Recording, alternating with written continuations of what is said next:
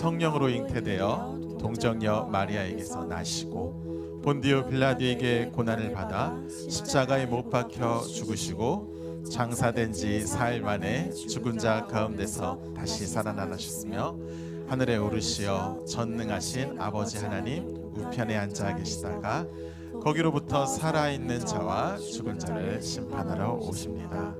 나는 성령을 믿으며 거룩한 공교회와 성도의 교제와 죄를 용서받는 것과 몸의 부활과 영생을 믿습니다. 아멘.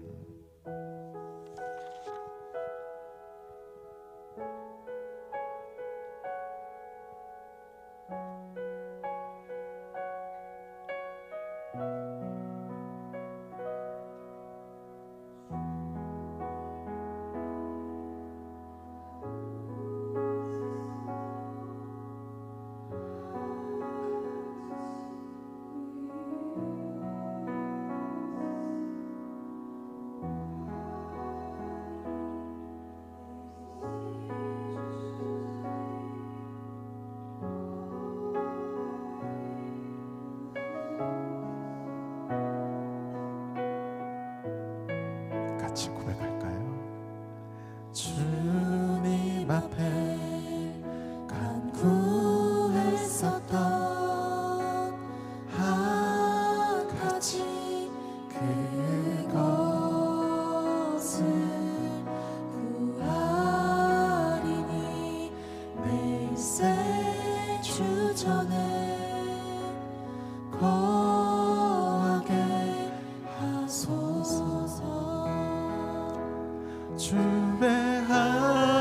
아름다움 늘 바라보면서 내가 주님 전에서 주 찬양하리라. 주의 아름다움 늘 바라보면서 내가 주님 전에서 주 찬양하리라.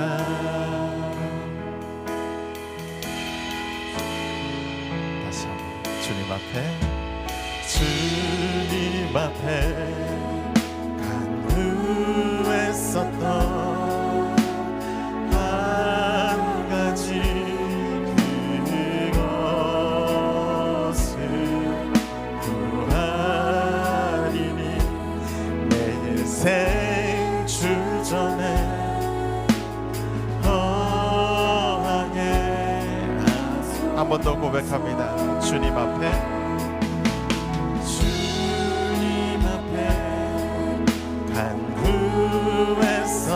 간구했었던 한 가지 그것은 부활이니 내 일생 주전에 거하게 하소. 주의 아름다움 늘 바라보면서 내가 주님 전에서 주 찬양하리라. 주의 아름다움 늘 바라보면서 내가 주님 전에서 주님 내가 바라는 것이거니와 주의 아름다움 주의 아름다움 늘 바라보면서 내가 주님 전에서 주 찬양한 주의 아름다움 주의 아름다움 늘 바라보면서 내가 주님 전에서 간절한 마음으로 다시 고백합니다. 주의 아름다움 주의 아름다움 늘 바라보면서 내가 주님 전에서 주 찬양하리라. 주의 아름다움 늘 바라보면서 내가 주님 전에서 주 찬양 찬양하리라. 주님 앞에 간구했었던 한 가지 그것은 구하리니 내일새 주전에 거하게 하소서. 우리를 받으실 주님을 찬양하며 영광의 박수 올려드립니다.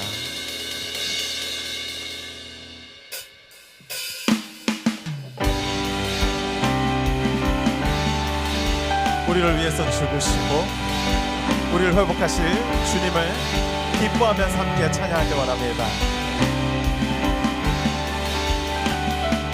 함께 기쁨으로 찬양할까요? 6월절 어린 양의 6월절 어린 양의 피로 나의 삶의 문이 열렸네. 저 어둠의 권세는 힘이 없네. 주 보혈의 능력으로 저 원수가 정죄할 때에도 난 의롭게 설 수 있네. 난 더 이상 정죄함 없네. 난 주보혈 아래 아멘. 난 주보혈 아래 있네. 그 피로 내 제사했네. 하나님의 그 날 거룩해 하시었네. 난 주보혈 아래 있네. 난 원수의 어떠한 공격에도 더 이상 넘어지지 않네. 난 주보혈 아래 있네.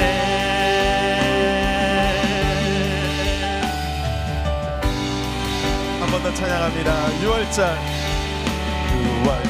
어린 양의 피로 나의 삶의 문이 열렸네.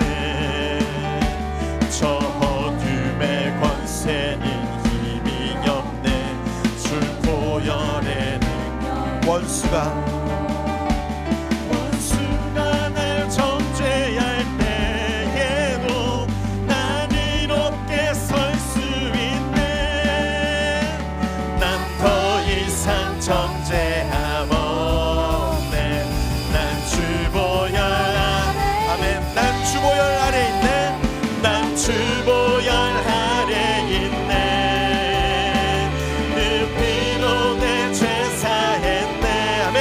하나님의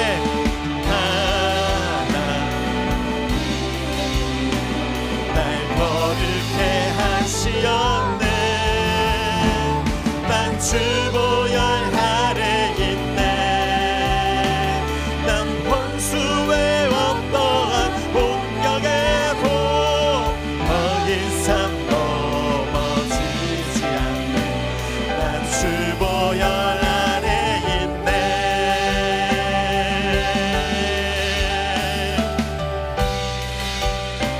6월절 어린 양의 6월절 어린 양의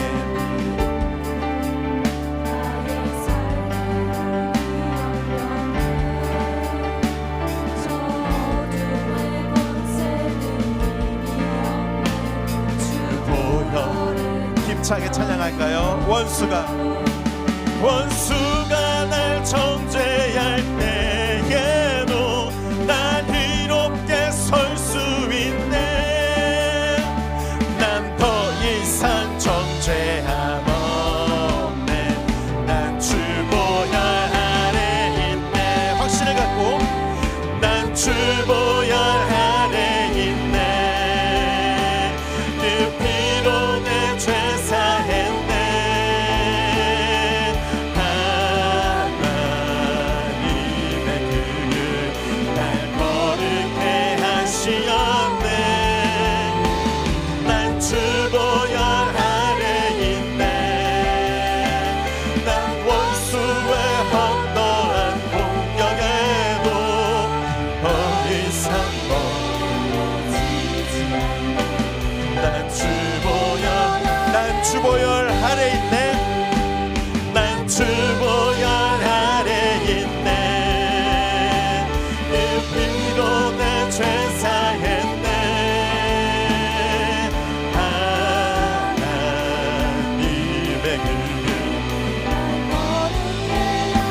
아멘.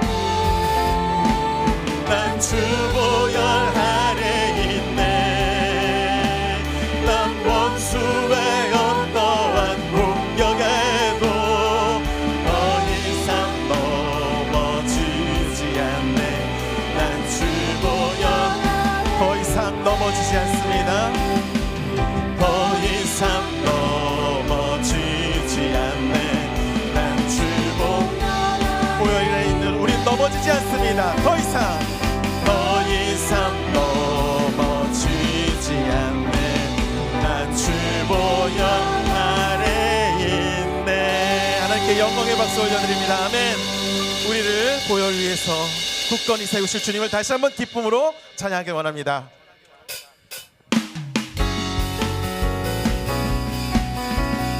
기쁘게 박수로 하나님을 찬양할까요?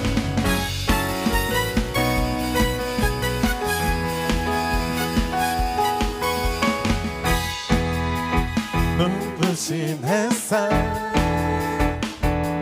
저 하늘 넘어 내게 주어진 주님의 사랑 깊어져가네. 나의 마음에 나 얻어내 변함없는 그 사랑 내 안에 기쁨의 노래 멈출 수가 주님의 사랑 바람을 실리듯 내게 찾아와 그 사랑의 향기가 내 맘 가득해. 주님의 은혜 부비쳐 흐르며 내게 다가와 그 사랑의 열매로 내 맘 채우네.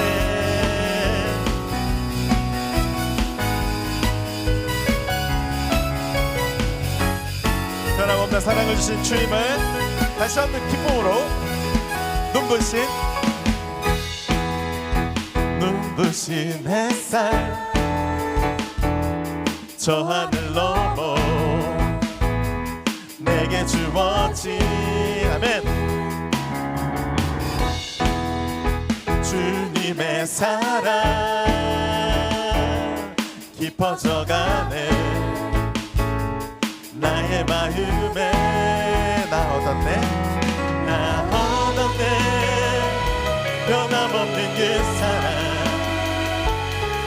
내 안에 기쁨의 노래 멈출 수가 주님의 사랑 바람을 실리는 내게 다가와 그 사랑의 향기가 내 맘 가득해.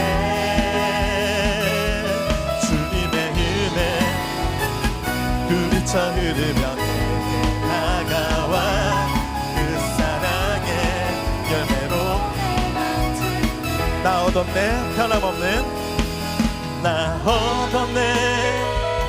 변함없는 그 사랑 내 안에 기쁨의 노래 멈출 수가 나 얻었네 변함없는 그 사랑 내 안에 기쁨의 노래 멈출 수가 소리 높여서 멈출 수가 없네. 주님의 사랑 바람에 실려 내게 찾아와 그 사랑의 향기가 내 맘 가득해. 주님의 은혜 부비쳐 흐르며 내게 다가와 그 사랑의 열매로 우리 한 번 더 찬양합니다. 주님의 사랑 바람에 실리는 내게 찾아와 그 사랑의 향기가 내 맘 가득해. 주님의 은혜 부비쳐 흐르며 내게 다가와 그 사랑의 열매로 내 맘 채우래.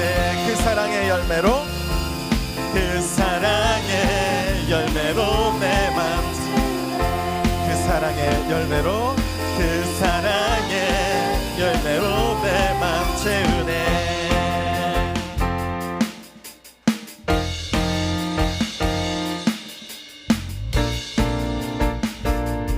주님의 사랑 주님의 사랑을 기뻐하면서 다시 한번 박수 올려드립니다.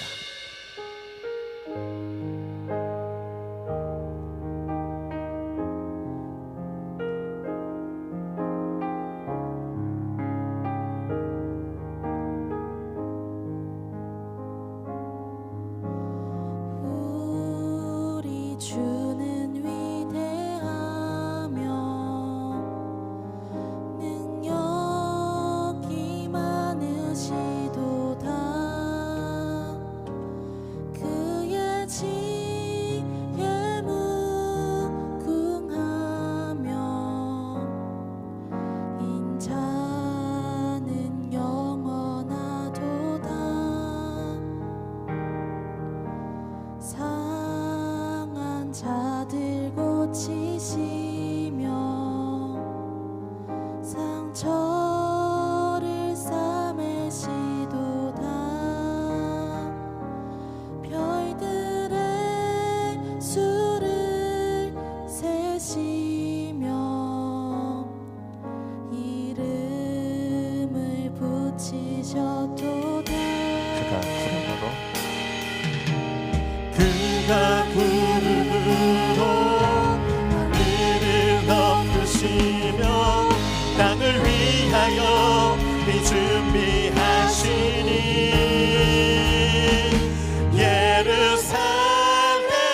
예루살렘아 여호와를 찬송할지어다. 내 하나님을 감사함으로 그 앞에 나가며 주 임재 앞에 경배해.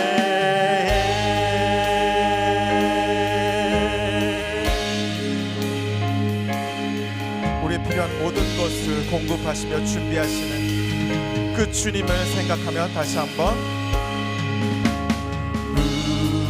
우리 주는 위대하며 능력이 많으시도다. 그의 지혜 무궁하며 인자는 영원하도다. 상한 자를 고치시며 상처를 싸매시도다. 별들의 수를 세시며 이름을 붙이셨도다. 그가 구름으로 하늘을 덮으시며 땅을 위하여 비 준비하시. 아멘. 예루살렘아 예루살렘아 여호와를 찬송할지어다. 내 하나님을 감사함으로 주 앞에 나가며 주 임재 앞에 예루살렘아 여호와를 찬송할지어다. 예루살렘아 여호와를 찬송할지어다. 내 하나님을 감사함으로 이 앞에 나가며 주 임재 앞에 경배해.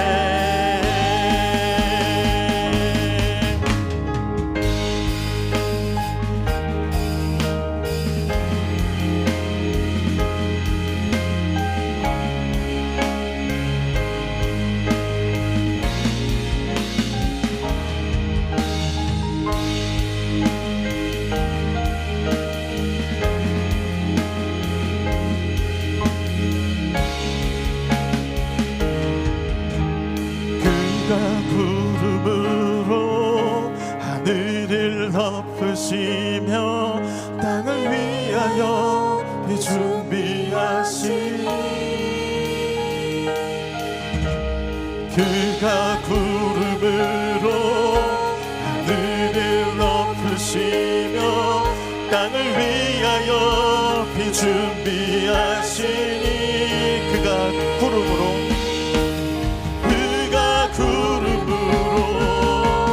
하늘을 덮으시며 땅을 위하여 비 준비하시 그가 구름으로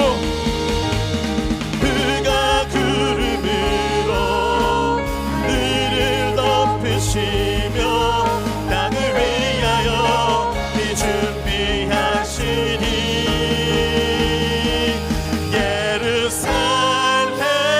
예루살렘아 여호와를 찬송할지어다 내 하나님을 감사함으로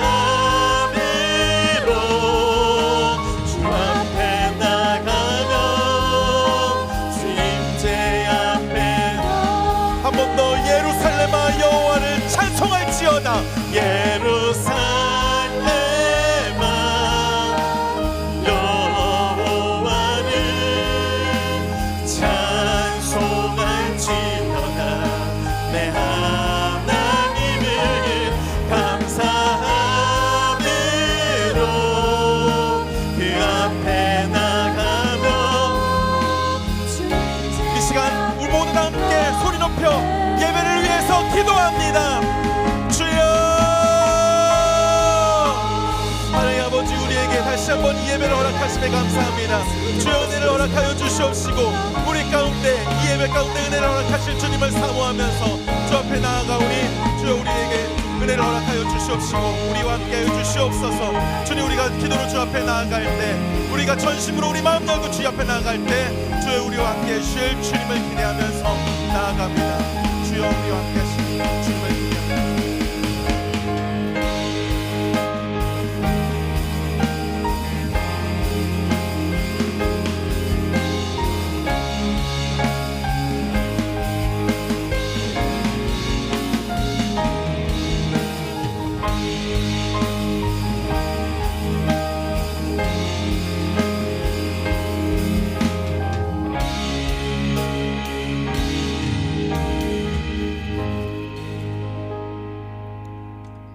기도하시겠습니다. 사랑의 하나님 아버지,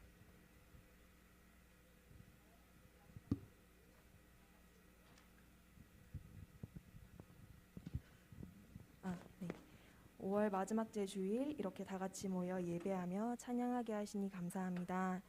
우리 친구들이 한 주 학교, 학원 또 여러 곳에서 열심히 살다가 하나님을 만나기 위해 이 자리로 모였습니다.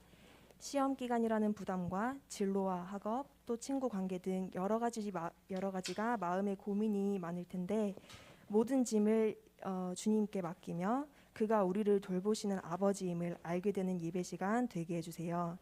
하나님을 더 깊이 알고 인격적으로 만나주세요.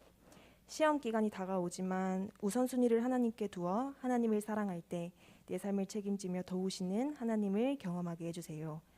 오늘 최영은 목사님의 10번째 재앙 설교를 듣습니다. 우리에게 듣는 마음 허락하시어 좋은 밭으로 말씀이 심기어 질 수 있게 도와주시며 전하시는 목사님께도 성령 충만함으로 채워주세요. 살아계시며 지금도 역사하시는 예수님의 이름으로 기도드립니다. 아멘.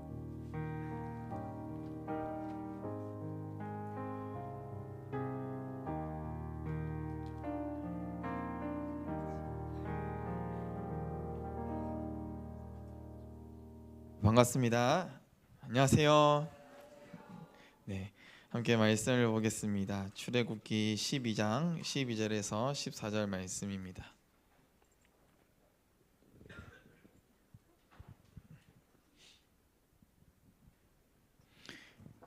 네, 우리 한 절씩 교독하신 후에 마지막 말씀은 한 목소리로 함께 읽겠습니다.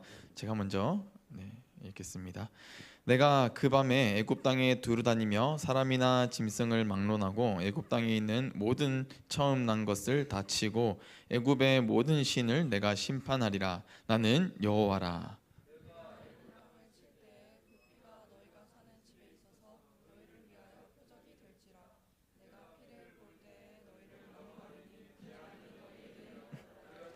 아니하리라. 함께 읽겠습니다. 너희는 이 날을 기념하여 여호와의 절기를 삼아 영원한 규례로 대대로 지킬지니라. 아멘. 네,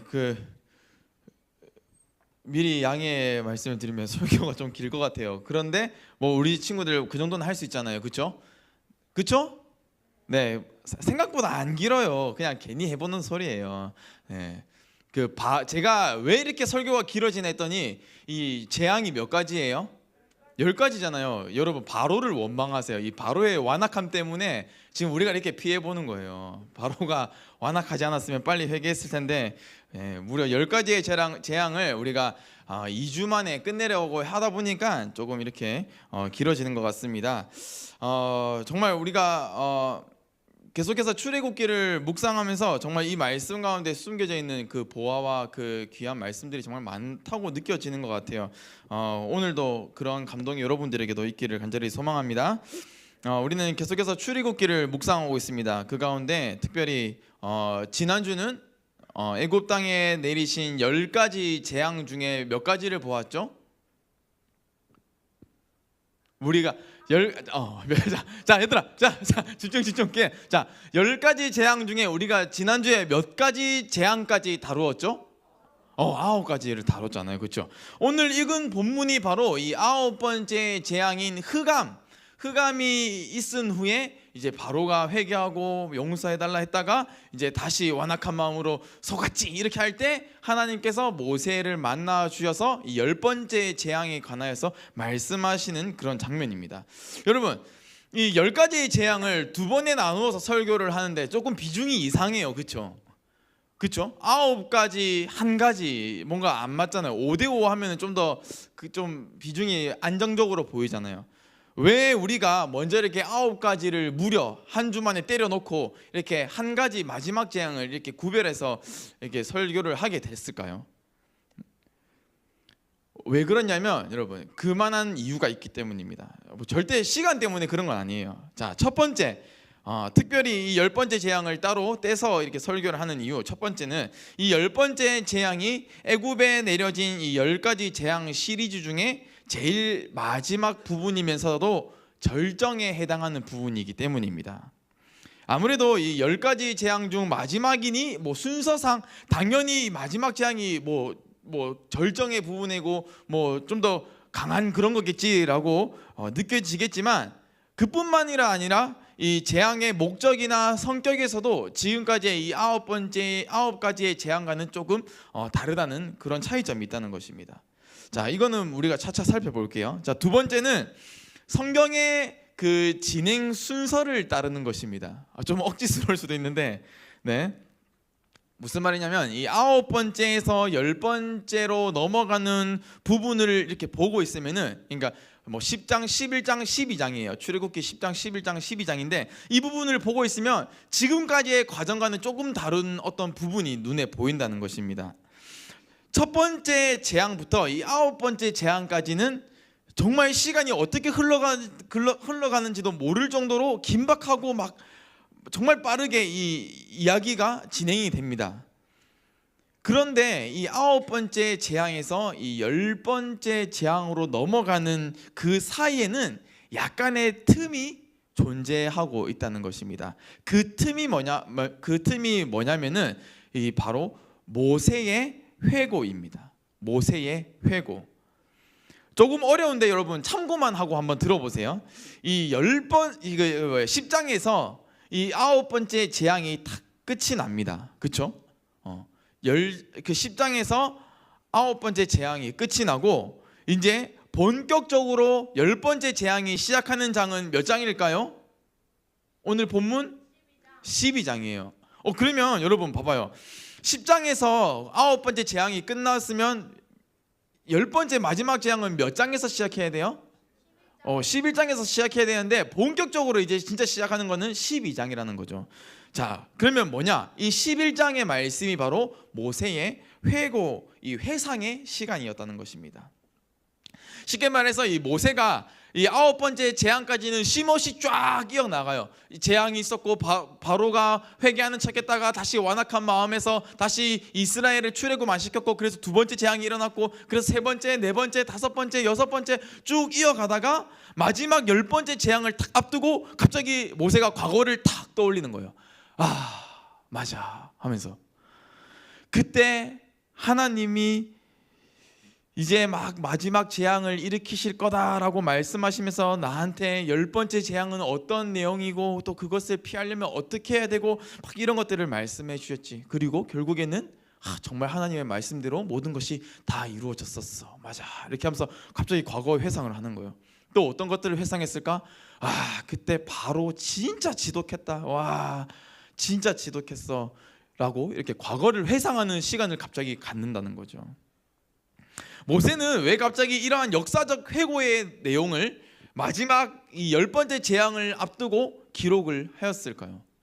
왜 갑자기 모세는 이렇게 과거의 회상의 시간을 가졌을까요? 앞서 얘기했듯이 이 10번째 재앙은 애굽에 내려진 10가지 재앙 시리즈 중에 마지막 재앙이면서도 어떤 부분에 해당한다고 했어요? 절정에 해당한다고 했어요. 정말 최고의 그 극치를 다루고 있는 내용인 거죠.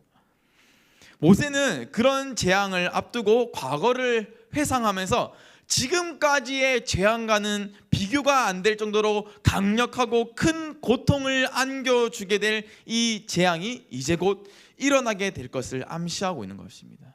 과거를 회상하는 이 시간을 통해서 이제 10번째 재앙을 모두가 고대하게 만든다는 것이죠. 그러면서도 이 회상을 통해서 이 재앙이 반드시 필요하고 정말 지독한 재앙임에도 불구하고 애굽 땅에 내려져야 하는 그 필연성을 강조를 하고 있다는 것입니다. 자, 그리고 세 번째 이유입니다. 이 10번째 재앙이 일어나기 전에 하나님께서는 이스라엘 백성들에게 이 마지막 재앙을 면할 수 있는 방법을 알려주셔요. 혹시 그 방법이 뭔지 아는 분도 있나요? 맞아요. 문설주와 문설주 막 이런 어려운 말인데, 쉽게 말해서 각 집의 출입문에 양쪽 기둥이랑 가로 기둥에 어린 양의 피를 싹싹싹 이렇게 바르면은 어떻게 돼요? 이 재앙을 면하게 된다는 거죠. 그리고 이것을 하나님께서 절기로 딱 정하셨는데 그 절기가 뭘까요? 유월절 어린 양의 피로 했잖아요. 유월절입니다. 이 유월절에 관하여서는 또 깊은 정말 의미가 있는데,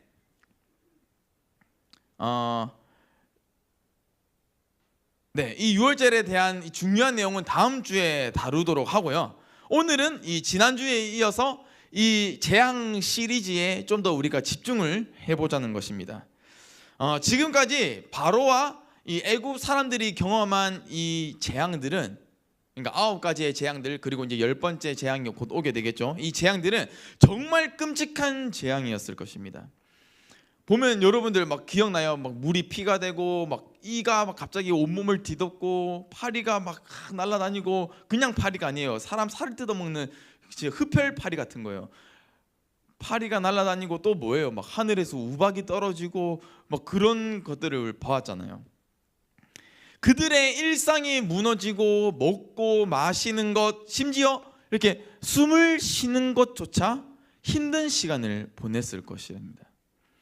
처음에는 이 재앙이 그냥 일상의 불편함 정도였겠지만 그 강도가 점점 심해져서 이제는 뭐예요? 생명의 그런 위협까지 느낄 정도로 이 재앙이 강해졌다는 것이죠.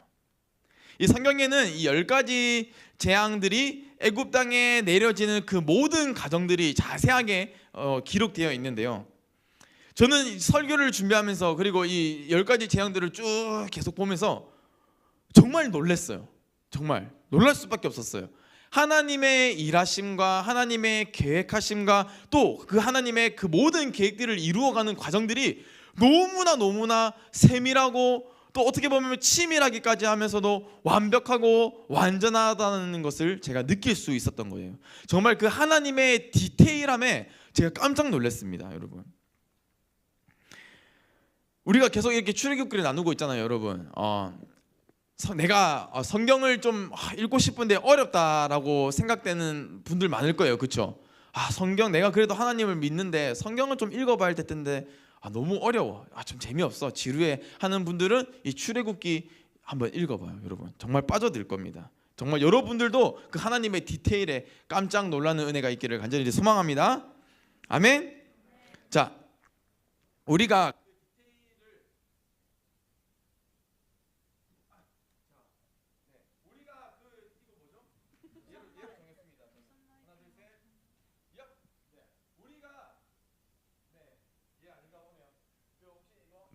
네, 감사합니다. 우리가 어디까지 했죠? 그 디테일을 맛보게 되기를 간절히 소망합니다. 아멘. 네.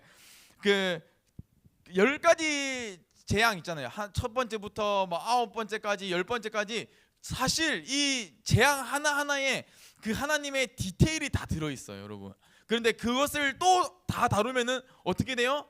내일 아침이 될 거예요. 그러니까 몇 가지만 살펴보자는 거예요. 알겠죠? 알겠죠? 네, 감사합니다. 네. 우리가 그 디테일을 막 이렇게 좀 살펴보면은 하나님께서 이 재앙을 통해서 무엇을 말씀하시고자 하는지를 우리가 조금 발견할 수 있어요. 네. 자, 하나님께서 이 10가지 재앙을 애굽 땅에 내리신 이유가 단순히 이스라엘 백성들을 출애굽시키기 위함에만 있는 것은 아니었습니다. 그것보다 좀 더 크고 분명한 목적과 이유가 있었다는 거죠. 여러분, 한번 생각해 봅시다. 창조가 힘들겠어요? 파괴가 힘들겠어요? 창조가 힘들겠어요? 파괴가 힘들겠어요? 창조가 힘들다. 파괴가 힘들다. 네, 한번 봅시다. 뭐가 힘든지. 자, 여러분 정말 창조가 더 어렵죠. 무에서 유를 만드는 것은 정말 어렵습니다. 그렇죠? 혹시 우리 가운데 무에서 유를 창조하실 수 있는 분 있나요? 손 들면 좀 무서운데. 자, 무에서 유를 만드는 건 진짜 어려워요. 제가 여러분들께 어떤 부탁을 해볼게요. 치킨을 만들어 달라고 부탁을 하는 거예요. 그러면 여러분 아무것도 없는 상태에서 갑자기 치킨이라는 이 요리를 탁 만들어낼 수 있어요? 만들 수 있는 분은 저랑 같이 일합시다. 있어요? 없잖아요. 그렇죠? 치킨을 만들려면 어떻게 해야 돼요? 일단 닭이 있어야겠죠.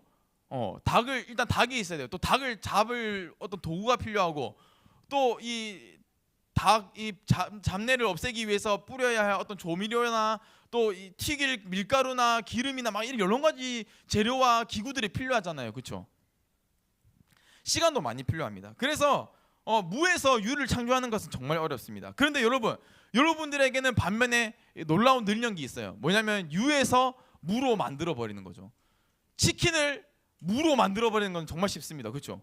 눈 깜짝할 사이에 여기 있는 몇몇 친구들은 눈 깜짝할 사이에 한 마리를 아예 없었던 것처럼 만들어 버릴 수 있는 친구들이 있을 거예요. 그렇죠? 네. 무에서 유를 창조하는 것은 힘들지만 유에서 무를 만드는 것, 그러니까 파괴는 굉장히 쉽다는 것입니다. 자, 그런데 우리 하나님께서는 무에서 유를 창조하셨죠. 그것도 그냥 단지 그 말씀으로만. 네. 그런 하나님께 이 유에서 무로 간다? 이게 너무 쉬운 거예요, 여러분. 이게 무슨 말이냐면 사실 이스라엘 백성들을 단순히 출애굽시키는 데만 하나님이 목적이 있었다면 이것은 너무나 쉬운 거예요. 그렇죠? 그냥 불어버리면 애굽 날아가 버릴 거예요. 지도에서 순삭. 그렇죠? 아니면은 핑거 스냅 탁 해가지고 어떻게 돼요? 애굽 사람만 쏙쏙쏙 골라가지고 먼지가 바사삭 되게. 그렇게 하실 수도 있는 분이라는 거죠. 여러분 진짜 성경에 기록된 하나님의 그 전쟁들을 봐봐요. 정말 말도 안 되는 일들이 일어나요. 그런 하나님께서 굳이 모세 어루어 가면서 아론 또 붙이고 그 우리 봤잖아요. 막 슉슉슉슉 지팡이 던지면 뱀되고 막 그런 거. 굳이 그런 작업들 다 하면서 또 10가지 재앙 일으키면서까지 하나님께서는 출애굽을 시킨다는 거죠. 분명한 이유가 있다는 것입니다, 여러분. 자, 어떤 이유가 있을까요? 첫 번째는 이스라엘 백성들을 위해서입니다. 말씀을 함께 보겠습니다. 출애굽기 10장 1절에서 2절 말씀 우리 한 목소리로 함께 읽어볼게요. 시작.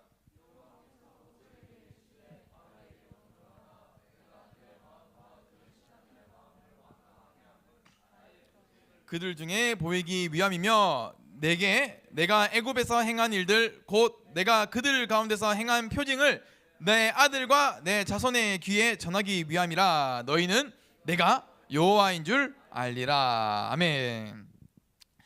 자, 너희는 내가 여호와 하나님인 줄 알리라. 이 표징들을 통하여서 이런 말씀을 하셨다는 거죠. 하나님께서 성경에는 이 하나님의 백성으로서 하나님의 사람으로서 이 땅을 살아가는 그런 사람들이 겪게 되는 수많은 인생의 고민이나 갈등들이 기록되어 있습니다.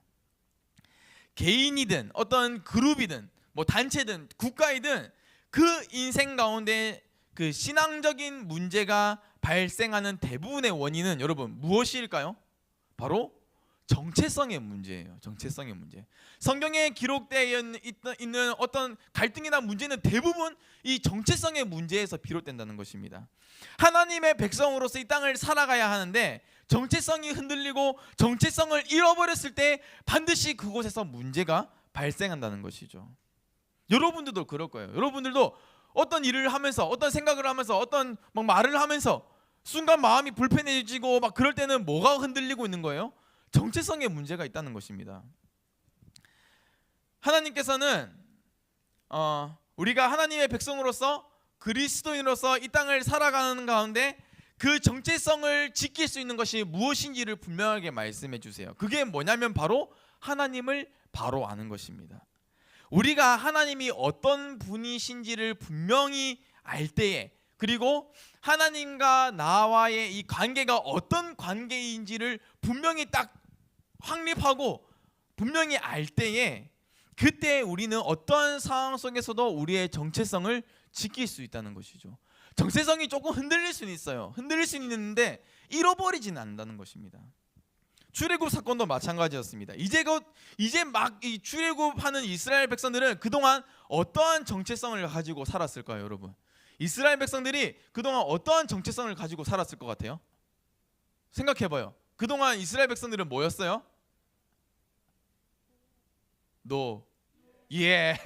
노예였잖아요. 그 이스라엘 백성들은 노예의 정체성을 가지고 살았어요. 애굽 사람들이 하라는 대로 하고, 애굽 사람들이 믿는 신들을 같이 숭배하고, 애굽 사람들이 먹으라면 먹고, 쉬어라면 쉬고, 일하라면 일하고, 더 일하면 더 일하고, 군소리는 하더라도 그런 정체성 때문에 일을 할 수밖에 없는 거예요. 그런 정체성을 가지고 살아온 인생들이었습니다. 그러나 이제 하나님께서 이스라엘의 본래의 정체성을 다시 회복시키는 일들을 이 10가지 재앙을 통해서 하나님께서 이루어 가신다는 것이죠. 출애굽 이후에 이스라엘 백성들은 이제 광야와 또 가나안 땅에 들어가서 어떤 정체성을 가지고 살아야 돼요? 여전히 노예의 정체성을 가지고 살아야 합니까? 아니죠. 하나님 나라의 백성으로서의 정체성을 가지고 살아가야 합니다. 그래서 훈련과 연단의 시간을 통해서 계속해서 그 정체성을 확립해가는 시간을 갖는 거예요, 여러분. 그 말이 훈련과 뭐 연단이지, 이스라엘 백성들은 그것이 곧 실전이었어요, 여러분. 훈련을 목숨을 걸고 할 만큼 그 훈련이 고되진 않잖아요. 군대에서도 훈련을, 물론 목숨의 위험은 있겠지만 안전한 상황에서 훈련한다는 거죠. 근데 이스라엘 백성들은 진짜 실전의 훈련을 한 거예요, 여러분.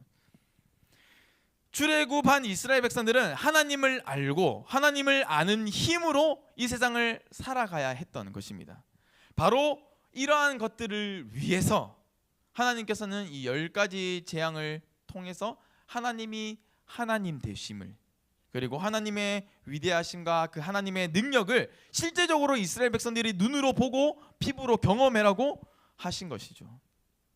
이 일을 통하여서 이스라엘 백성들은 하나님의 그 구원의 능력과 하나님의 위대하심을 정말 이 심령 깊은 곳에 빡 하고 새겼을 것입니다. 자, 두 번째 이유, 하나님께서 굳이 이렇게 안 하고 핑거스냅 안 하고 굳이 이렇게 10가지 재앙을, 이런 시간들을 통해서 출애굽을 이루어 가시는 두 번째 이유는 애굽을 비롯한 온 세계에 하나님을 알리기 위함이었습니다. 자, 또 말씀을 볼게요. 출애굽기 9장 14절에서 16절. 출애굽기 9장 14절에서 16절 함께 읽어볼게요. 시작. 내가 이번에는 모든 재앙을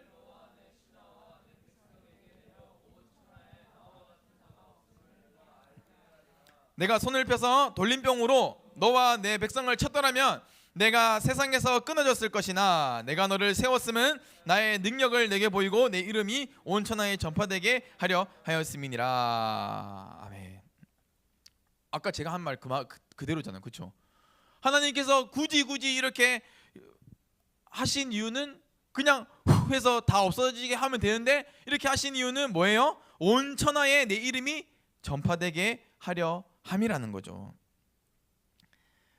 당시 애굽은 어떤 나라였어요, 여러분? 그냥 흔한 그런 나라가 아니고 초강대국이었습니다.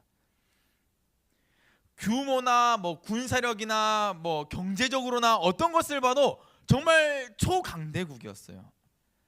그에 반해 이 이스라엘은 어떤 나라였을까요? 이 초강대국인 애국과 비등비등하게 겨루는 그런 나라인가요?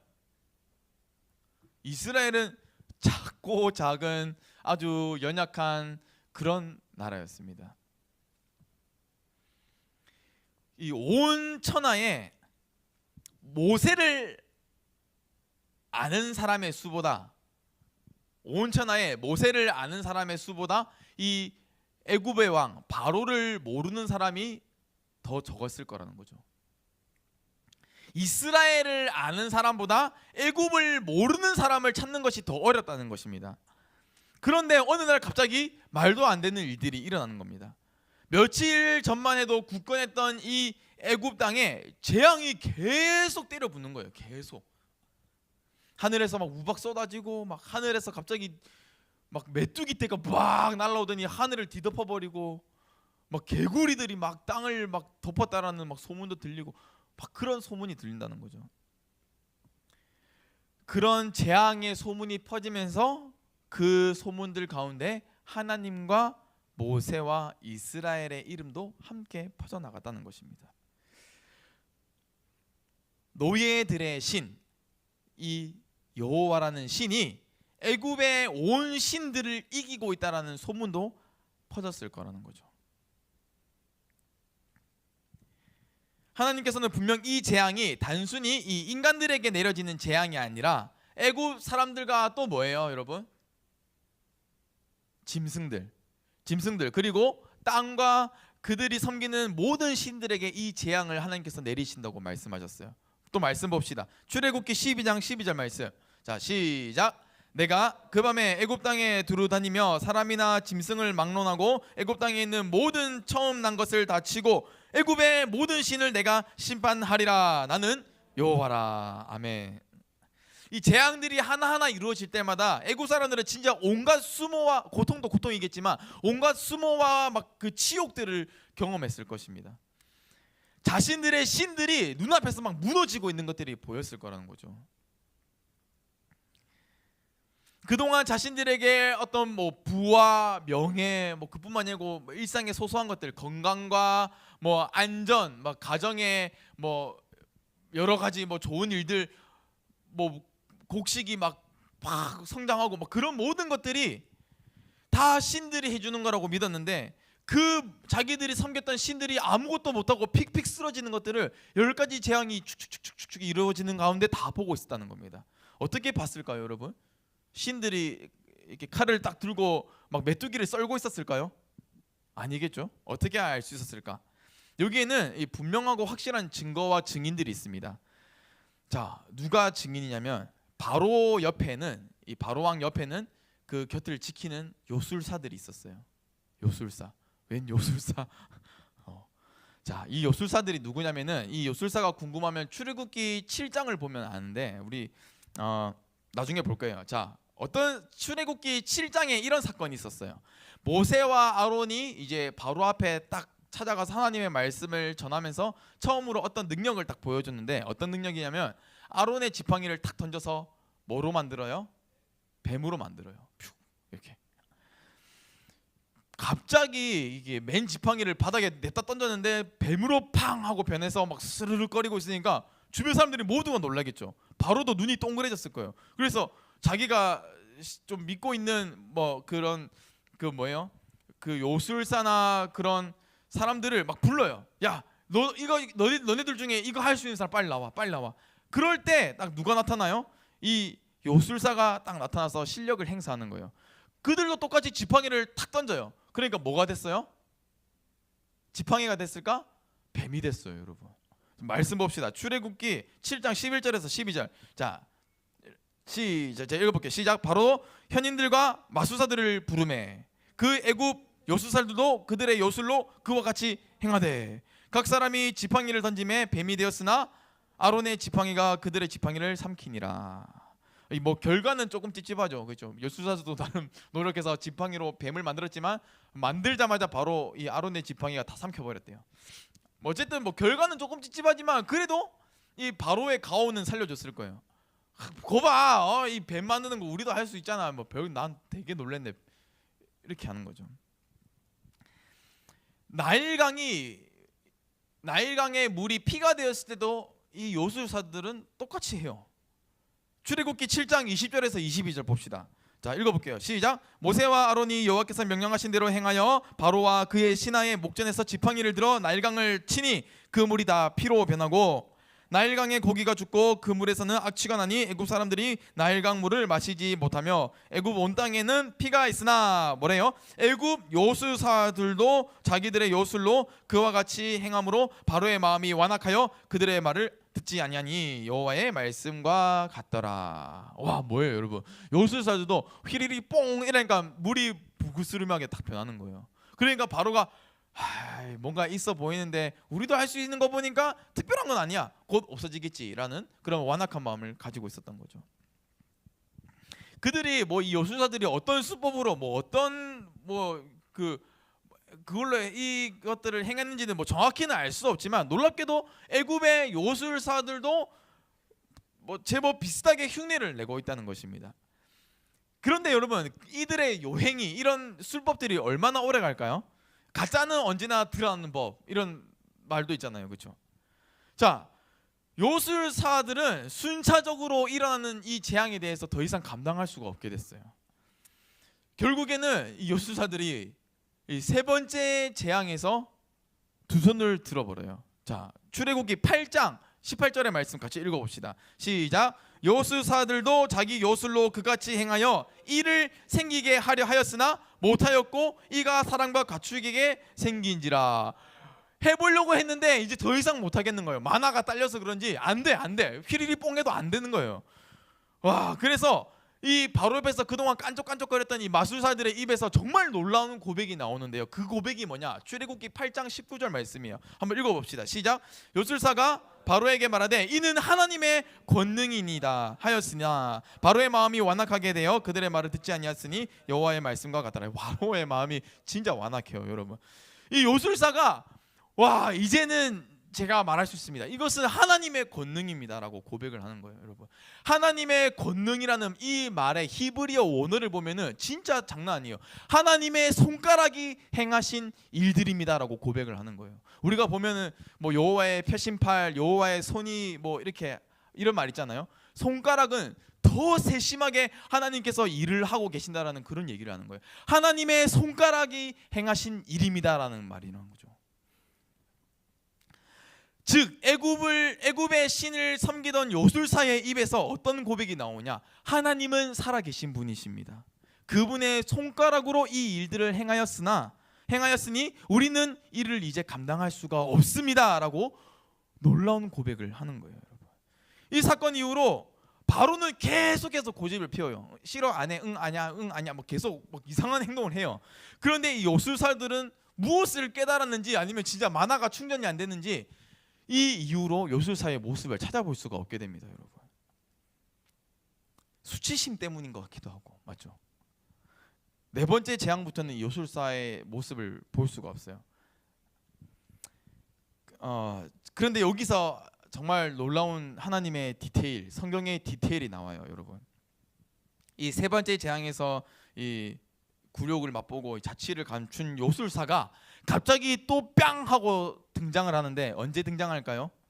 여섯 번째 재앙에서 등장해요. 만화가 풀충되었을까?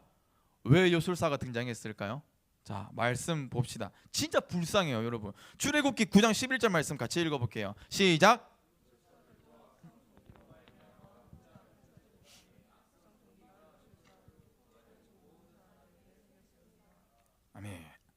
뭐예요?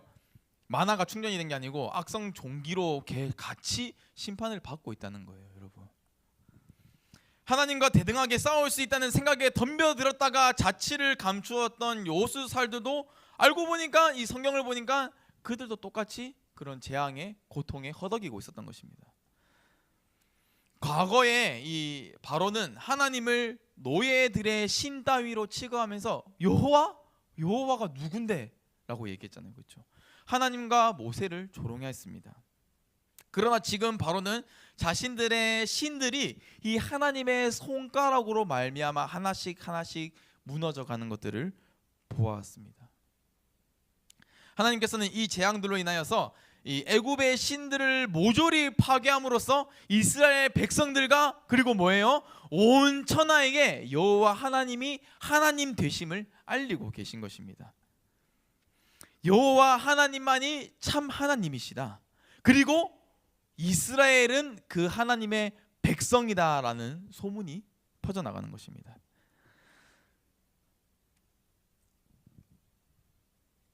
여러분, 10가지 재앙이 막 내려졌을 때 막 신들이 무너졌다고 했잖아요. 그 어떻게 알 수 있는지 제가 딱 한 가지 예만 또 들어줄게요. 자, 7번째 재앙인데 7번째 재앙인 우박이 하늘에서 막 쏟아질 때 하나님께서는 이 우박이 하늘에서 떨어지는 이 재앙 단 하나만으로 애굽의 신들을 네 가지나 박살시켜 버려요. 완전 박살내 버려요. 애굽 사람들에게는 정말 많은 신들이 있는데, 자, 어떤 신들이 있었냐면 하늘을 지키는 여신 가운데 누트라는 신이 있었대요. 그리고 생명을 주는 여신으로는 이시스라는 여신이 있었어요.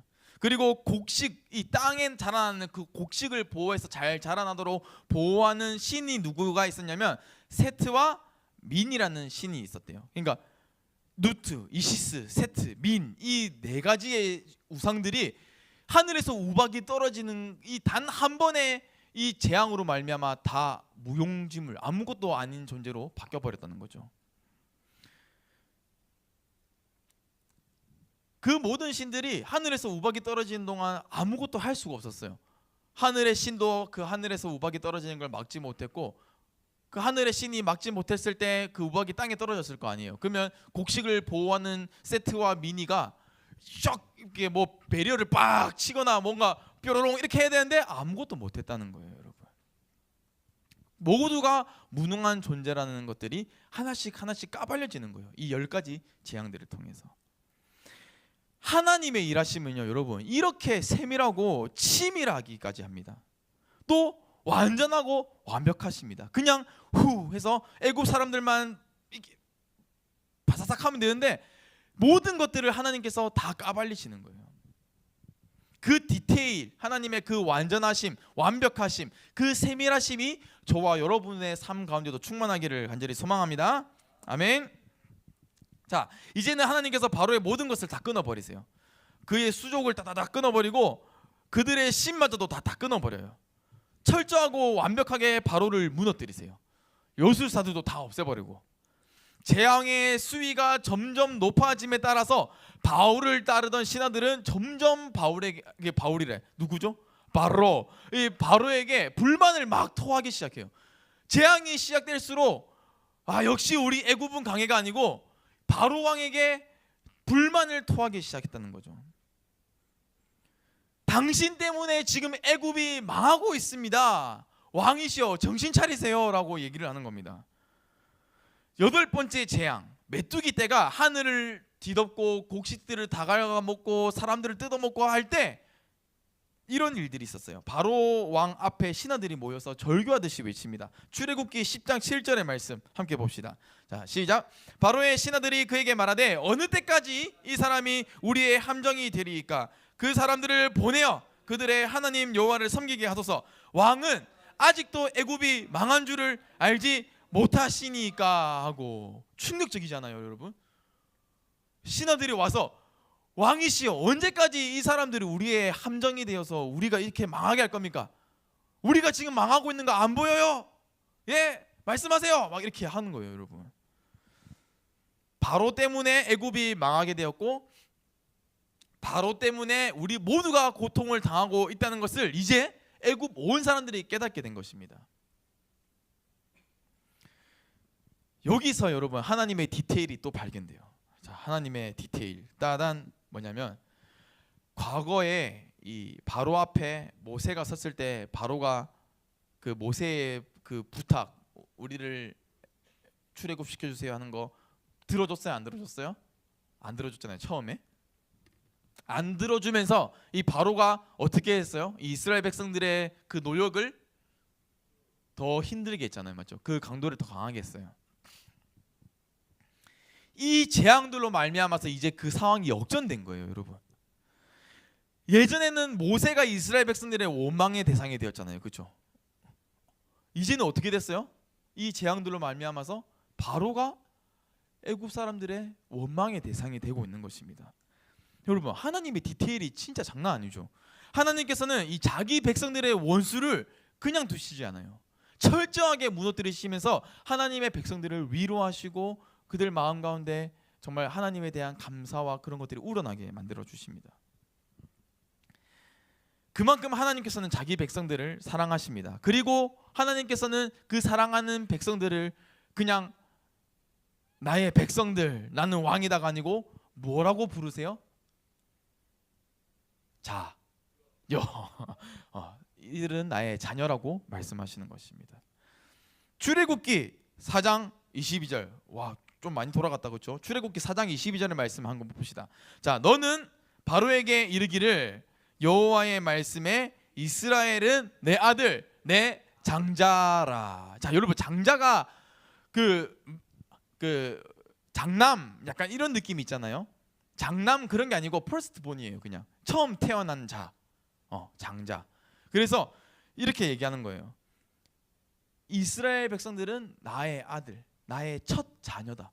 그만큼 귀하고 소중하고 특별하다는 것입니다.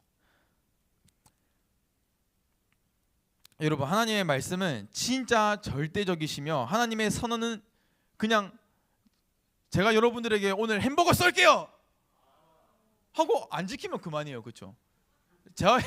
저의 이 선언, 이 선포는 그냥 사람의 말이에요. 근데 하나님의 선언은 신적인 선언이에요. 반드시 이루어져야만 하는 선언이라는 거죠. 하나님의 약속들은 신실한 약속이고 자기 희생적인 약속이에요. 무슨 말이냐면, 제가 약속 어기면은 뻥쟁이 목사님 이렇게 하면 끝나는데, 하나님이 약속을 안 지키면 어떻게 돼요? 하나님이 아닌 거예요. 하나님의 그 선언이 그만큼 가치가 있고 무게가 있는 건데, 하나님께서 이들은 나의 백성, 나의 자녀, 나의 퍼스트본, 첫 자녀다라고 말씀하고 계시는 거죠. 자, 낮은 자존감과 실패감과 어떤 절망 때문에 찌들어 있던 이 패배주의자였던 모세와, 그리고 노예로서의 삶을 살아가면서 하루하루 허덕이면서 살아가는 이 이스라엘을 하나님께서는 지금 뭐라고 말씀하세요? 그들은 나의 아들, 나의 첫 자녀다라고 말씀하시는 것입니다. 여러분, 저는 진짜 이 말씀 묵상할 때 진짜 막 가슴이 막 진짜 벌렁벌렁거렸어요. 진짜 막 두근두근거렸어요. 하나님의 이러한 선언, 너는 나의 아들이다, 너는 나의 퍼스트본, 첫 자녀다라고 말씀하시는데, 너무나 감사하면서도 그 감격이 막 벅차오르면서도 동시에 뭐예요? 나의 현실이 나를 괴롭게 하는 거예요. 나는 지금 시궁창인데 막 그런 것들이 막 교차되면서 막 진짜 막 감격이 막 벅차오르는 거예요. 하나님께서 오늘 여러분들에게도 동일하게 말씀하십니다. 너는 나의 아들, 너는 나의 딸이다, 너는 나의 퍼스트본이다 라고 말씀하시는 겁니다. 이러한 사실들을 꼭 기억하는 여러분이 됐으면 좋겠습니다. 아멘. 하나님께서는 이러한 모든 디테일들을 지금까지 이렇게 첫 번째 재앙부터 9가지 재앙이 막 진행되는 가운데 모두 녹아내셨어요. 궁금하죠? 읽어보세요. 알겠죠? 읽어보세요. 진짜 재밌어요. 하나님과 이스라엘 백성들의 그 관계, 어떤 관계인지, 그리고 하나님 되심이 어떤 것인지, 하나님이 누구이신지를, 그리고 애굽의 그동안의 죄악들, 이스라엘 백성들을 괴롭게 했던 그 죄악들, 그리고 애굽의 그 모든 신들이 무능하다는 것, 이 모든 것들이 이 모든 재앙들 가운데 다 하나님의 디테일 안에 녹아 있다는 것입니다, 여러분. 그리고 마침내 10번째 재앙에서 그 모든 것들이 한 방에 빡 하고 터져요. 절정에 다른 거죠. 재앙의 수위가 점점 심해지면서 이 애굽 사람들은 일상의 불편을 느끼다가 이제는 뭐예요? 생명의 위협까지 느끼게 되는 거예요. 이제는 진짜 마지막 재앙으로 인해서 목숨의 위협을 받게 됩니다. 직접적으로 죽음을 이제 경험하게 된다는 거죠. 애굽의 모든 신들이 무너져 내리고 이스라엘 백성들이 하나님의 그 완벽하고 완전하고 세밀하고 치밀한 그 계획과 행하심 가운데서 완벽한 출애굽을 한다는 것입니다, 여러분. 자, 마지막 10번째 재앙 뭐예요, 여러분? 마지막 10번째 재앙이 뭐예요? 장자의 죽음. 장자가 맏아들, 여기 첫째 아들 있어요? 첫째 아들. 맏아들이 아니라는 거예요, 여러분. 나 첫째 딸이다. 첫째 딸. 여러분들도 마찬가지예요. 퍼스트 본이라는 거예요. 자, 경각심을 갖고 들으세요. 자, 마지막 재앙이 퍼스트 본의 죽음이에요, 여러분. 자, 처음 난 자들, 사람뿐만 아니고 가축까지 포함이에요, 여러분. 그냥 모든 생명체의 죽음이에요. 자, 이 재앙은 애굽의 전 지역에서 일어나게 됩니다. 이스라엘 백성들도 역시 이 재앙의 범위 안에 들어가는 거죠, 그렇죠? 그때는 예전에 뭐 흑암이 있을 때는 뭐 그냥 장소적인 구별만으로도 이 재앙을 조금 면할 수 있었어요, 그렇죠? 빛이 있었잖아요. 그런데 이것은 아니에요. 장소나 뭐 피한다고 해서 이 재앙을 피할 수 있는 게 아니에요. 우박이 떨어졌을 때 애굽 사람들이라 할지라도 집안에 들어가서 숨어 있는 사람은 살아남았어요. 하나님께서 그런 피한 방편을 주셨다는 거죠. 근데 이 유월절은 아닙니다. 집에 들어가도 찾아가요. 장난 아니죠. 자, 그러면 어떻게 피해야 돼요, 이거를? 피 발라야 되죠. 자, 출애굽기 12장 12절에서 14절. 우리 아까 오늘 본문이죠. 함께 한 번만 더 읽어봅시다. 시작.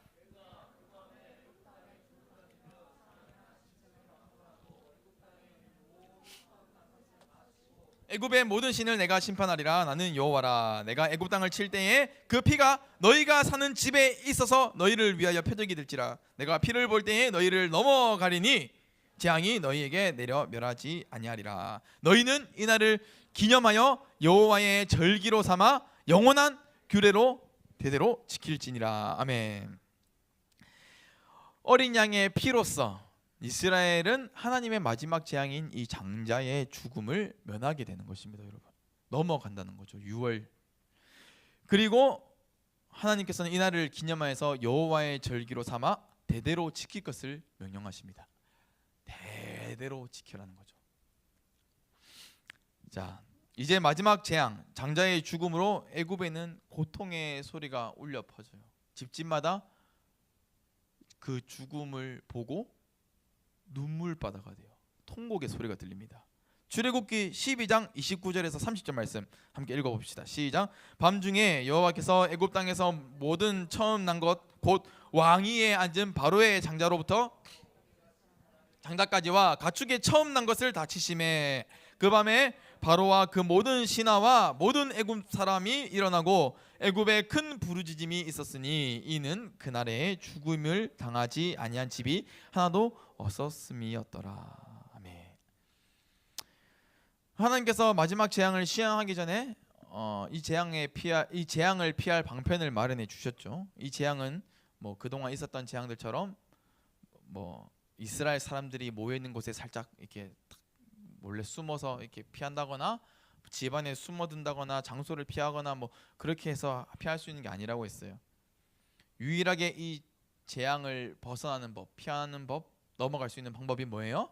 하나님께서 제정해 주신 이 유월절의 규례를 지키는 것입니다. 그리고 실제로 유월절을 지킨 자들을 제외하고 나머지는 모두 이 죽음을 맞이했습니다. 이로 인해서 바로도 그 모든 것들을 포기하고 이제 이스라엘을 마침내 애굽 땅에서 이제 내보내게 되죠. 쫓아내게 됩니다, 거의.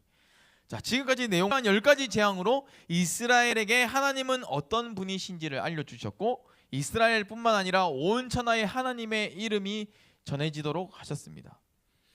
그리고 하나님께서는 이 재앙들로 말미암아 애굽의 모든 신들을 굴복시키시고 바로의 그 완악함을 심판하시고 애굽의 모든 사람들로 하여금 하나님의 살아계심과 그분의 능력을 깨닫게 하셨습니다. 자, 그리고 하나님께서는 이스라엘 백성들이 하나님의 백성이며 하나님의 그 자녀라는 관계를 분명하게 못을 딱 박으셨죠. 그리고 마지막 이 절정에 해당하는 이 극치에 해당하는 이 열 번째 재앙, 마지막 재앙을 통해서 하나님께서는 이스라엘의 그동안의 그 고통이나 그 슬픔이나 그런 그 응어리진 마음을 만져주시고 풀어주십니다. 위로해 주시죠. 우리는 하나님께서 이러한 이유와 목적들을 위하여서 이 10가지 재앙을 하나님께서 행하셨고 그 디테일이 얼마나 정말 살아있는지 완벽한지 정말 세밀한지를 우리가 보았습니다. 그 10가지의 재앙 중에 그 절정 그 최고조가 이제 10번째 재앙이라는 거죠. 그게 바로 장자의 죽음이었습니다. 여러분 10번째 재앙이 왜 절정일까요? 왜 최고의 막 최고라고 우리가 막 이렇게 표현을 할까요? 단순히 많은 사람들이 한 시간에 순식간에 많이 죽어서 그럴까요? 아니면 그로 인해서 이스라엘 백성들이 출애굽했기 때문일까요? 지금까지 하나, 둘, 셋, 넷, 다섯, 여섯, 일곱, 여덟, 9가지 이 재앙이 내려지는 동안 하나님의 디테일과 그 완전한 심판이 정말 이 10번째 마지막 재앙에서 확연하게 드러난다는 것입니다. 완벽한 출애굽이 이 마지막 재앙을 통해서 이루어진다는 것이죠. 마지막 재앙이었던, 자, 어떻게 보면 마지막 디테일일 수도 있겠어요. 마지막 디테일. 마지막 재앙이었던 이 장자의 죽음의 사건을 통해서 하나님께서는 이스라엘 백성들의 어떤 진짜 아픈 역사를 회복시켜 위로해 주세요. 어떤 사건이 떠올라요, 여러분? 혹시 떠오르는 사건 있어요? 장자의 죽음 딱 하니까 떠오르는 사건 있어요? 출애굽기 1장에 있었던 사건이죠. 맞아요. 한번 읽어봅시다. 출애굽기 1장 15절에서 16절 말씀. 자, 시작. 애굽 왕이 히브리 산파 시브라라 하는 사람과 부하라 하는 사람에게 말하여 이르되 너희는 히브리 여인을 위하여 해산을 도울 때에 그 자리를 살펴서 아들이거든 그를 죽이고 딸이거든 살려두라. 하나님께서 과거에 애굽 왕이 이스라엘 백성들의 그 자녀들을 죽일 때 이스라엘 백성들은 하나님이 우리를 버리셨다라고 생각을 했을 거예요. 그렇죠? 하나님이 우리를 외면한다라고 생각했을 거예요. 근데 하나님은 그거 다 보고 계셨고 기억하고 계셨고 그들의 눈물과 그 정말 신음과도 같은 그 기도를 다 듣고 계셨다는 것입니다. 출애굽기 4장 22절에서 23절 말씀 한번 봅시다.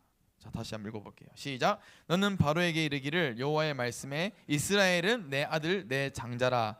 내가 네게 이르기를 내 아들을 보내어 주어 나를 섬기게 하라. 내가 보내주기를 거절하니 내가 내 아들 내 장자를 죽이리라 하셨다 하라 하시니라. 이거는 하나님께서 모세를 처음 만났을 때 약속하신 약속이죠. 하나님께서는 정말 이 모세에게 하셨던 이 사소한 정말 그냥 스쳐 지나갈 수도 있을 법한 그 약속마저도 다 기억하고 계셨다는 것입니다. 그리고 그 약속이 마침내 어떻게 됐다고요? 10번째 재앙을 통해서 이루어진 거죠. 하나님께서는 또 이 재앙을 통해서 애굽의 모든 신들 4명, 3명 몇 가지 신들 부분적으로 파괴시키신 것이 아니고 그냥 애굽의 모든 신들이 아무것도 아니라는 것을 한 방에 빵 찍으세요. 자신이 신이라도 된 것처럼 많은 사람들 앞에서 신 행세를 했던 바로도 이 죽음을 피할 수 없었다는 거죠. 10번째 재앙을 통하여 애굽의 모든 것들이 다 무너지고 통곡 소리가 애굽 전 지역에서 이제 울려나게 됩니다.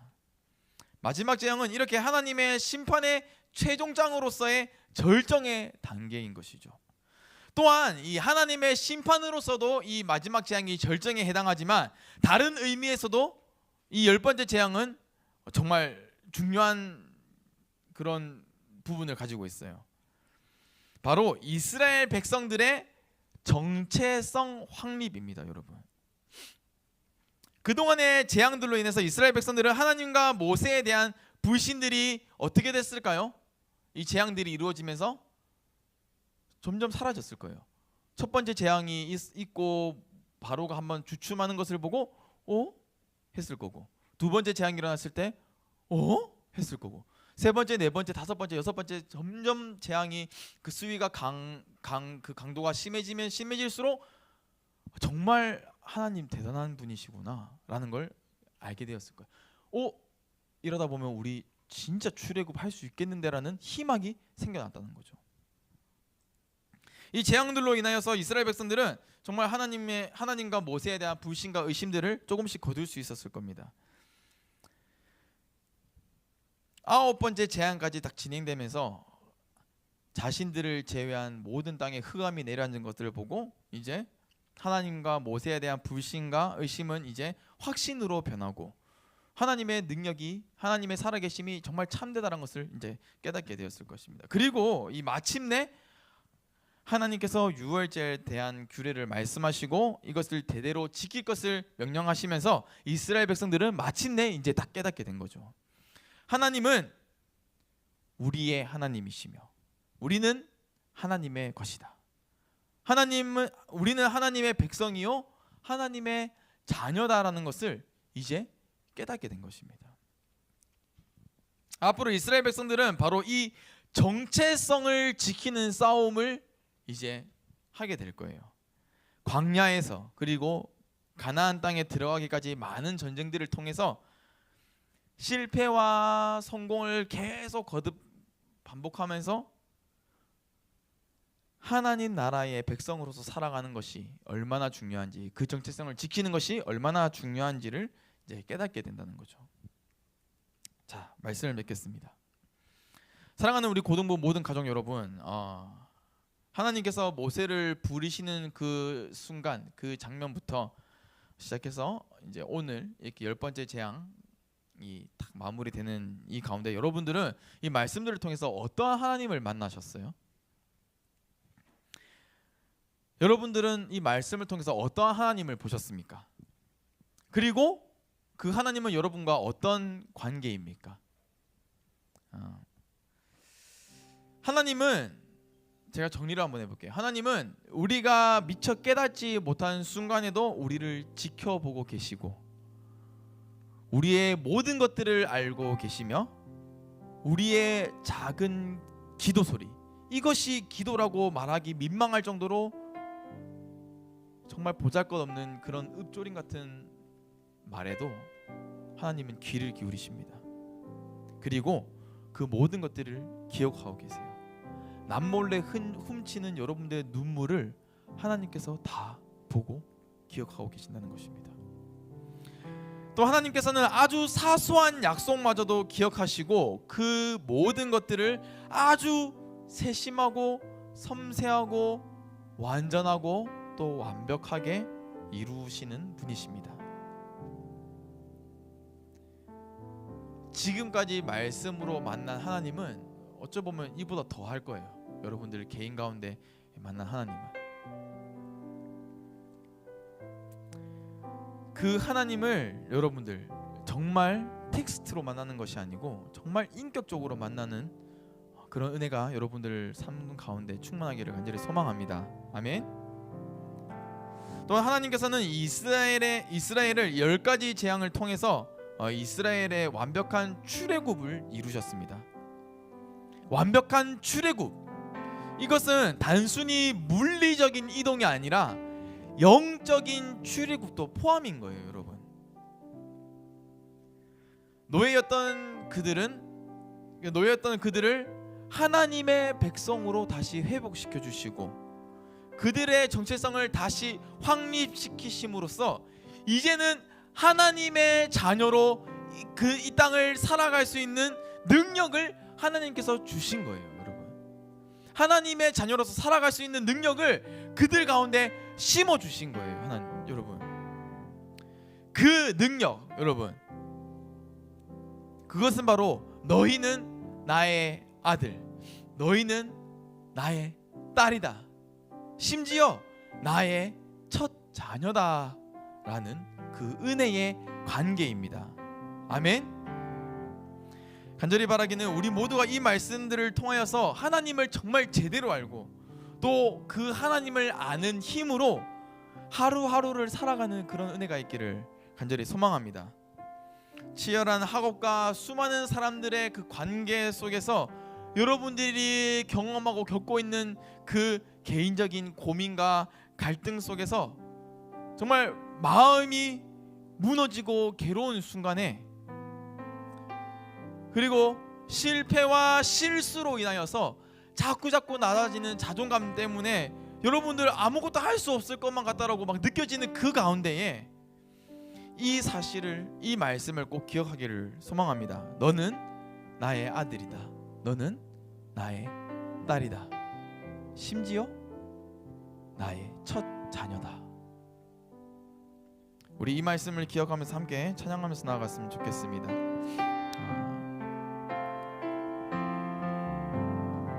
우리 함께 힘들고 지쳐, 너는 내 아들이라는 이 찬양인데요. 혹시 아시는 분 있나요?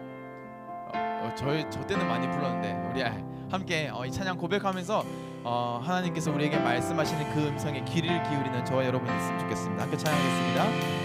힘들고 지쳐 낙망하고 넘어져 일어나기 전혀 없을 때에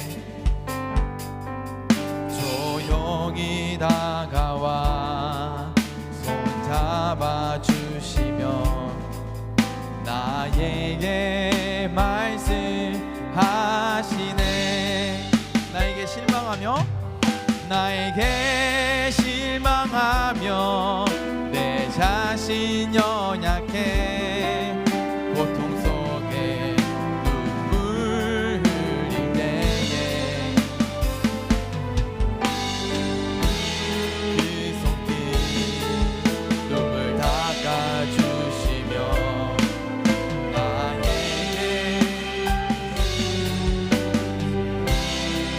너는 내 아들이라.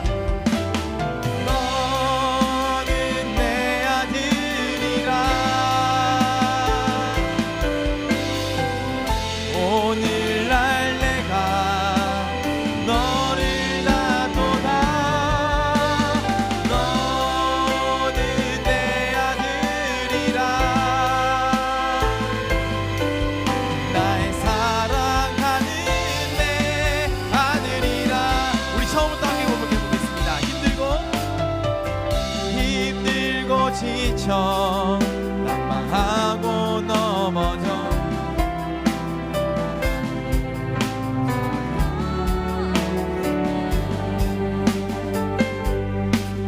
조용히 다가와 손잡아주시며 나에게 말씀하시네. 나에게 내 자신 연약해 고통 속에 눈물 흘릴 때에 목자국난 그 손길 눈물 닦아주시며 나에게 말씀하시네. 너는 내 아들이라.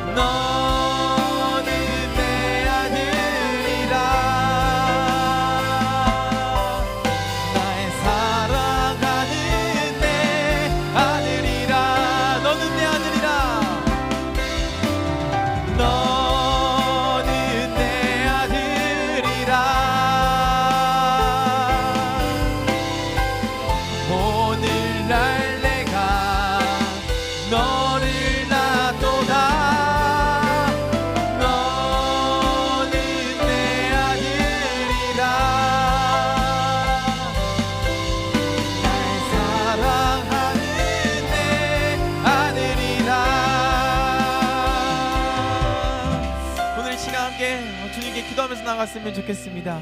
하나님, 나의 눈물을 기억하여 주시옵소서. 나의 실패와 좌절 속에서도 하나님 함께하여 주시옵소서. 내가 그 모든 상황 가운데 이 말씀을 기억하길 소망합니다. 너는 내 아들이라, 너는 내 딸이라, 너는 나의 첫 자녀라. 내가 이 말씀 붙들고 모든 상황 속에서 하나님의 위로를 경험할 수 있는 그런 은혜를 경험하는 나의 인생이 되게 하여 주시옵소서. 우리 시간 이러한 기대의 제목으로 함께 기도하면서 나가겠습니다. 기도하겠습니다. 하나님 아버지, 이 시간 주님의 이름을 부릅니다. 하나님, 너는 나의 아들이라, 너는 나의 자녀라, 너는 나의 firstborn, 나의 첫 자녀라고 말씀하신 그 하나님 말씀에 내가 붙들려 사는 인생이 되길 소망합니다. 그 말씀에 힘입어서 내가 하루하루를 하나님의 능력을 경험하면서 살아가는 인생이 되길 소망합니다. 하나님, 나의 실패와 좌절 속에서 하나님 일어날 수 있는 힘을 더해주셔서 나를 위로하시고 나를 붙들어 주시고 나에게 해주시는 하나님을 소망합니다. 결코 우리가 할 수 없을 것만 같은 상황 속에서도 그 일을 행하시는 하나님의 놀라우심과 하나님의 위대하심을 바라보며 그 하나님의 능력을 의지하여 내가 능히 감당할 수 있다는 것을 내가 믿음으로 선포하며 나갈 수 있는 우리 인생이 되게 하여 주시옵소서. 무엇보다 나는 하나님의 자녀라는 그 정체성을 잃지 않고 굳건하게 지켜나가는 하나님의 사람이 되길 소망합니다. 하나님의 백성으로서, 하나님의 자녀로서 이 땅을 살아가는 참된 그리스도의 삶을 살아갈 수 있도록 하나님 우리의 마음을 붙들어 주시옵소서. 나는 그리스도인이라는 그 정체성이 나의 인생을 이끌어갈 수 있도록 하나님 은혜를 더해 주시옵소서. 나의 생각, 나의 마음과 나의 인생을 지켜 보여 주시옵소서. 오직 하나님만 바라보며 나가길 소망합니다.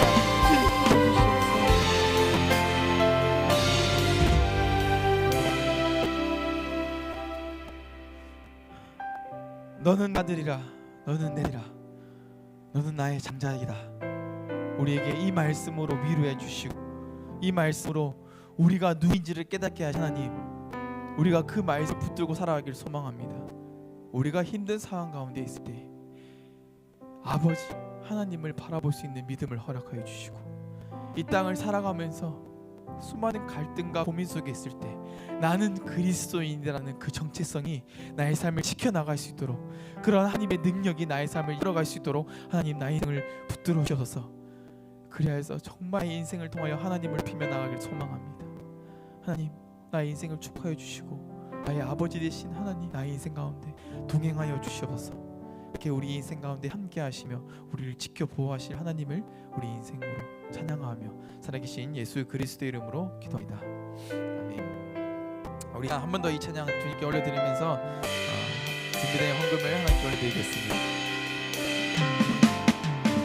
힘들고 지쳐 하고 넘어져 일어나기 전혀 없을 때에